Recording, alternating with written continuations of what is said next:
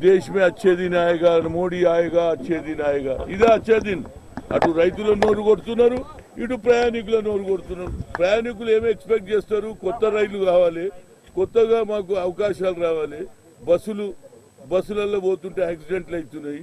ఈసారి తప్పనిసరిగా ఏది రెండు ప్రాంతాలు సెపరేట్ అయినాక ఆంధ్ర ప్రజలు కానీ తెలంగాణ ప్రజలు ఈసారి మాకు ఎక్కువ ట్రైన్స్ వస్తాయి, తప్పనిసరిగా ఎక్కువ ప్రయాణికులకు ఉపయోగపడుతుంది. అదేవిధంగా మేమేమనుకున్నాం, కాజీపేట్ కోచ్ ఫ్యాక్టరీ అనుకున్నాం, అది కాలేదు.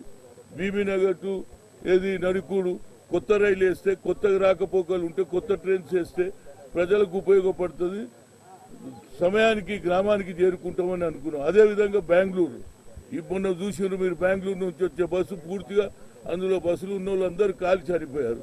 కనుక ట్రైన్ ఉంటే ఒక సేఫ్, ఆ ట్రైన్ డబల్ లైన్ వేస్తారని అదే లేదు. ఇప్పుడు దానికి నిర్వచనం ఏమేమి చెప్తున్నారంటే, గత ప్రభుత్వం అట చాలా సాధ్యం కాని పనులన్నీ చేసినామట, ఇప్పుడు సాధ్యమయ్యే పనులు వీళ్ళు చేస్తారట. దీనికి అసలు మీరు కొత్తగా నువ్వు చెప్పేది ఏమిటి? కేవలం మేము ప్యాసింజర్ ట్రైన్ పెంచలేదు అంటున్నాం.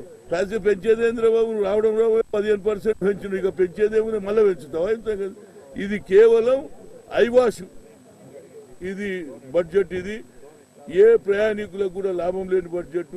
ఇవాళ ఫస్ట్ క్లాస్లో పోయేటోడు కూడా దాని బదులు ఫ్లైట్లో పోతున్నాడు. ఎందుకంటే ఫస్ట్ క్లాస్ ఫేర్ ఎంత ఉన్నదో ఫ్లైట్లో పోయేందుకు అంతే ఫేర్ ఉంది. 7-8 వేలు ఉన్నది, దాంట్లో 6,000 ఇవాళ ఫ్లైట్లో పోతున్నారు. కనుక ఏదైనా మరి ఈనాడు నిరాశ కల్పించారు, ముఖ్యంగా తెలంగాణ ఆంధ్ర ప్రజలకు.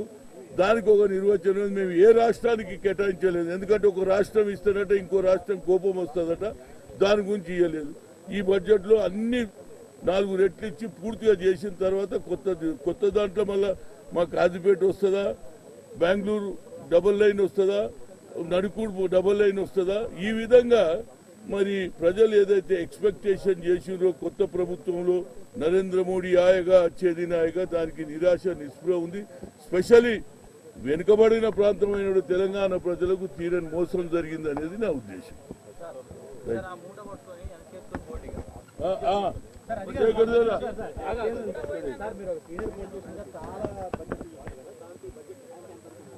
ఇది ర్యాంకు చెప్పే బడ్జెట్ కాదురా బాబు, ఇది ఆశల బడ్జెట్, ప్రజలకు మోసం చేసే బడ్జెట్. ఏదన్నా ర్యాంక్ ఉంటే ఎదురుగా కనిపిస్తుంది. ఇది ర్యాంక్ ఒకటి చెప్తున్నారు, ఒకటి చేస్తున్నారు. రేపు ఏం చేస్తారు? ఇప్పుడు 4 రెట్లు పెంచుతున్నాడు. ఏది